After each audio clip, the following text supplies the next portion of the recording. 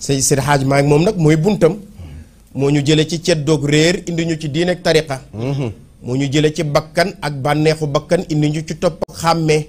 moo ñu jële ci aadaaki caaxaan indi ñu ci sunna ak tasawuf moo ñu nangoo ci loxo àdduna ak iblis teg ñu ci loxo yàlla ak yonent bi sallallahu alayhi wa sallam. moo tax damay Seydi Hadji Malick Sy est l'ascète qui a balisé la voie islamique, illuminant du coup les ignares et les égarés au Sénégal. Quiconque prêche aujourd'hui pour l'islam est issu de son école où son précepteur même était parmi les disciples de Maodo.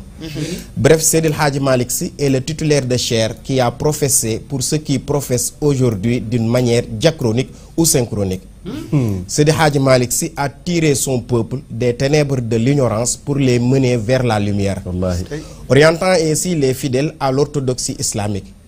Il a su bâtir des mosquées après avoir formé des doctes savants et érudits dans divers domaines qui sont à son image multidimensionnelle. Seydi Hadji Malick Sy a su avec tact et intelligence guider son peuple au point que les mosquées non contentes de refusent du monde au quotidien, s'amplifiant à l'aube comme au crépuscule par la psalmodie de Wazifa.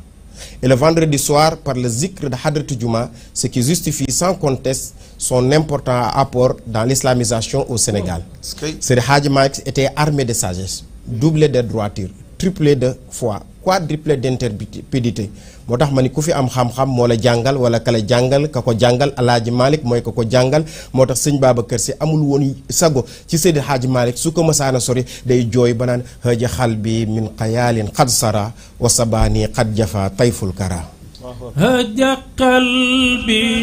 min xayaalin xad sara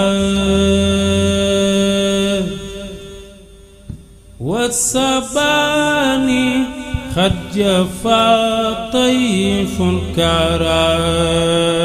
عج قلبي من الحيال قد سرى